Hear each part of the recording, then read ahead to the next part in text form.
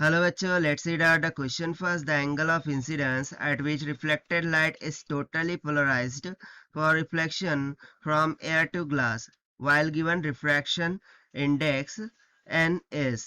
So देखिए यहाँ पर क्वेश्चन में क्या बोल रहे हैं कि द एंगल ऑफ इंसिडेंस जिस पर रिफ्लेक्टेड रे टोटली पोलराइज रह जाती है for the reflection from air to glass के लिए।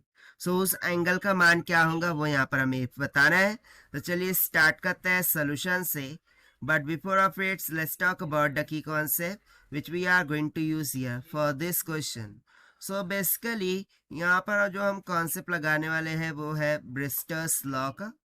सो everybody knows about the Brewster's law.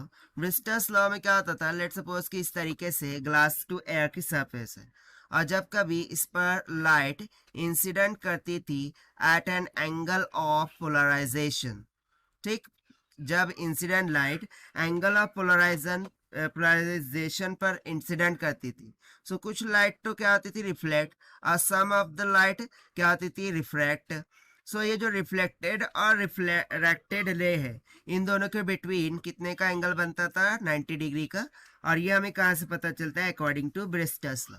Now if you remember that, so जो इंसिडेंट लाइट होती थी वो बेसिकली अनपोलराइज होती थी, but due to incident at an angle of polarization वो क्या होती थी, जो भी रिफ्लेक्टेड रे होती थी, ये बेसिकली कौन सी है रिफ्लेक्टेड रे, और ये कौन सी हमारी रिफ्रैक्टेड रे, ठीक। सो जो रिफ्लेक्टेड रे होती थी वो पोलराइज्ड हो जाती थी, ठीक है ना, और उसको हम इस तरीके से डॉट से दिखाते थे।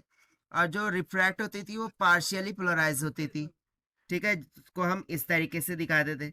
सो यहाँ पर बेसिकली हम ब्रिस्टर्स लॉ से क्या लिख सकते हैं कि जो रिफ्लेक्टेड रे है, ठीक, वो क्या हो चुकी है, पोलराइज्ड हो चुकी है अकॉर्डिंग टू ब्रिस्टर्स लॉ, जबकि रिफ्रैक्टेड रे पार्शियली पोलराइज्ड है। सो देखिए हमें ये रिफ्लेक्टेड रे कब पोलराइज मिल रही है, जब इंसिडेंट एंगल किसके इक्वल है, पोलराइजिंग एंगल के। That means I can say that कि theta P becomes equals to I P, या फिर I P becomes equals to theta P, जब भी हमें क्या मिल रहा है यहाँ पर रिफ्लेक्टेड रे पोलराइज्ड मिल रही है ना। अकॉर्डिंग टू ब्रिस्टर्स लॉ हमें फॉर्मूला पता है कि tan of theta P is equals to क्या होता था, आई ऑफ पी हो सॉरी म्यू होता था, that is refractive index of the medium, right. So यहाँ से यदि मैं थीटा पी के लिए लिखूं, so theta P will be equals to कितना हो जाएगा, tan इनवर्स ऑफ ना। अकॉर्डिंग टू क्वेश्चन जो रिफ्रैक्टिव इंडेक्स हमें दे रखा है वो n के बराबर दे रखा है, यानी कि ये सिंपली क्या हो जाएगा n।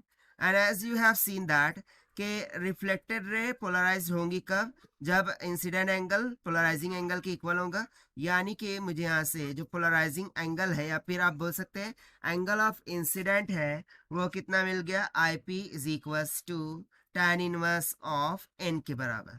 और देखिए यही हो जाता है हमारा आंसर, जिसको हमने सॉल्व किया by using the concept of Brewster's law. Now let us check the option. So option D will become correct. So this is the required solution. I hope you understood well. Best of luck. Thank you.